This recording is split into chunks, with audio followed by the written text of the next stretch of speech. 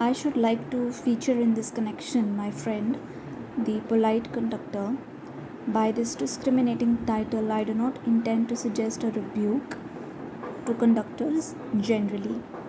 So he says that in this connection कि ये जो हमने अभी पोलाइट मैनर्स की बात कर रहे हैं, इस कनेक्शन में वो आपको जो है एक पोलाइट कंडक्टर के बारे में बताना चाहता है. फीचर मतलब to tell you something, to show you something.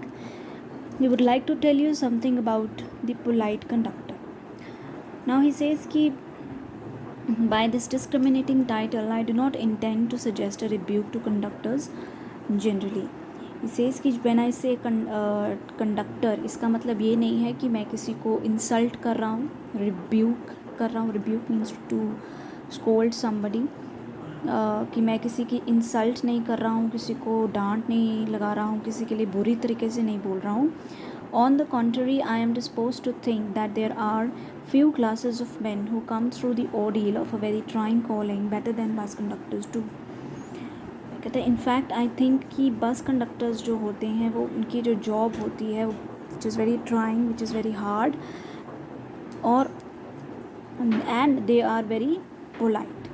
Here and there you will meet an unpleasant specimen who regards the passengers as his natural enemies, as creatures.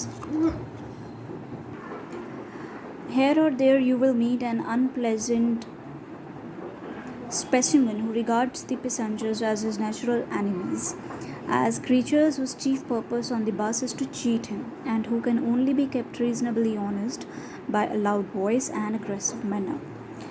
So he says कि हम लोगों को हमेशा यहाँ वहाँ पे जब हम बस बोर्ड करते हैं, बस में ट्रैवल करते हैं, तो हमको कई बार ऐसे अनप्लेजेंट स्पेसिमन्स, मतलब कई बार हमें ऐसे कंडक्टर्स मिलते हैं एग्जाम्पल के तौर पे, जो पैसेंजर्स को अपना दुश्मन समझते हैं. उनको लगता है कि पैसेंजर्स जो होते हैं वो उनको चीट करेंगे. चीट कैसे करेंगे? व्हेन यू डू नॉट पे योर फेयर, जब आप किराया नहीं देते हो और ऐसे ही टिकट ले लेते हो, मतलब आप उनको चीट करोगे. और उनको आप ऑनेस्ट करने का तरीका क्या है कि आप उनसे उचित तरीके में बात करते हो, आप उनके साथ वायलेंटली पेश आते हो. तो ऐसे स्पेसिमन्स जो हैं, ऐसे एग्जाम्पल्स जो हैं कंडक्टर्स के, हमें यहाँ वहाँ पे मिलते रहते हैं. But this type is rarer than it used to be. But आजकल ऐसा बहुत कम होता है. दिस टाइप आजकल ये बहुत ही रेयर होता है, बहुत कम होता है. I fancy the public owes much to the Underground Railway Company, which also runs the buses, for insisting on a certain standard of civility in its servants and taking care that the standard is observed. In doing this, it not only makes things pleasant for the travelling public, but also performs an important social service. I imagine. Fancy means here to imagine.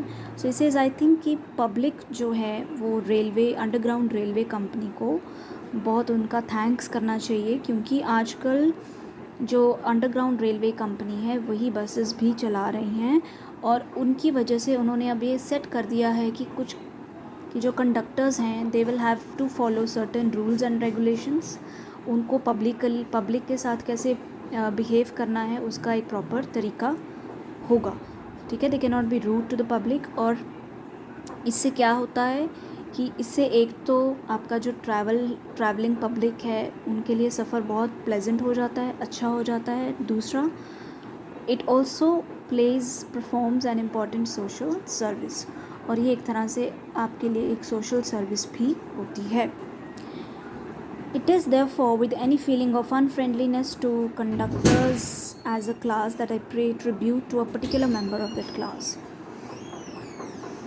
इसीलिए he says कि with any feeling of unfriendliness, मतलब कि मेरे अंदर कोई unfriendliness या कोई भी गलत इंटेंशन नहीं है कंडक्टर्स की क्लास के लिए. इसीलिए जो है वो कंडक्टर्स की ही क्लास में से आपको एक कंडक्टर का एग्जाम्पल देने वाला है. The conductor who was very very friendly and very helpful.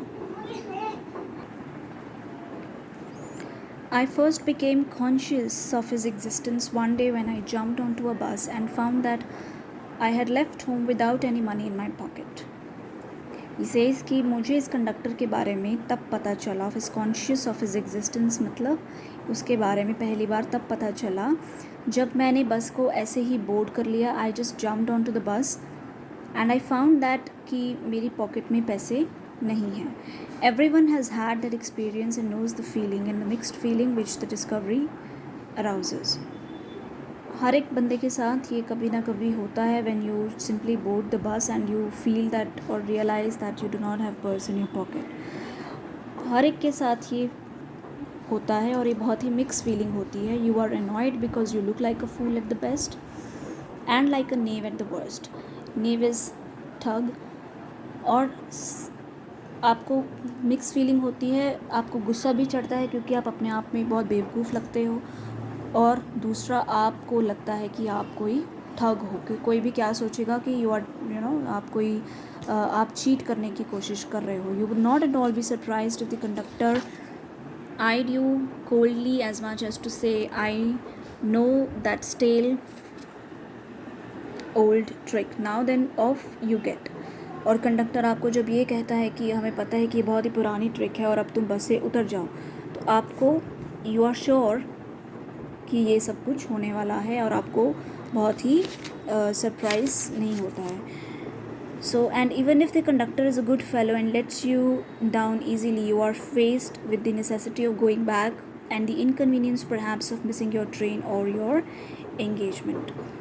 So, even if conductor बहुत अच्छा आदमी है, वो आपको बैठने देता है बस में, फिर भी अगर आप वापस जाते हो पैसे लेने के लिए तो आपका कोई इम्पोर्टेंट काम रुक सकता है, आपकी ट्रेन छूट सकती है, या कुछ भी जो आपका टाइम पे आपने प्लान किया हुआ था वो नहीं हो पाता. राइट.